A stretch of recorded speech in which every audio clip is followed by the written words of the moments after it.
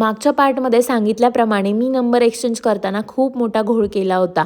Welcome back to part 5 of आमचं arrange marriage कसं झालं. तर मला नेहमी ना 38 आणि 68मध्ये खूप जास्त गोंधळ होतो आणि झालं असं होतं ना की हे जेव्हा आले होते ना भेटायला मला, तेव्हा ना त्यांचा फोन गाडीमध्येच विसरून आले होते. त्याच्यामुळे नंबर घ्यायची वेळ तर मलाच आली होती आणि मी जेव्हा नंबर डायल केला ना तेव्हा त्यांच्या नंबरमध्ये 38 होता आणि मी चुकून 68 डायल केलं. म्हणजे फक्त 3 आणि 6चा इथे प्रॉब्लेम झाला होता. त्याच्यामुळे आम्ही नंबर एक्सचेंज करताना खरंच खूप मोठा घोळ होऊन बसला होता.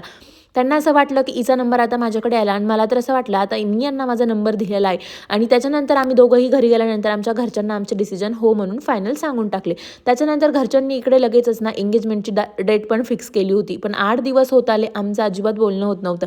पण मला असं वाटत होतं की यार मी यांना नंबर दिला आहे तर हे मला का मेसेज करत नव्हते, कारण मी तर त्यांना काही स्वतःहून करणार नव्हते. शेवटी 8 दिवस वाट बघितली आणि त्याच्यानंतर ना मी सहज माझ्या फ्रेंडशी बोलत असताना ना आमच्या लक्षात आलं की इथे ना 38च्या ऐवजी ना नक्कीच 68च्या ऐवजी ना नक्कीच 38 असणार आहे. म्हणून मी तिथे सहज तो ट्रू कॉलरवर नंबर चेक केला आणि फायनली मला कळालं की हा नंबरच चुकीचा होता.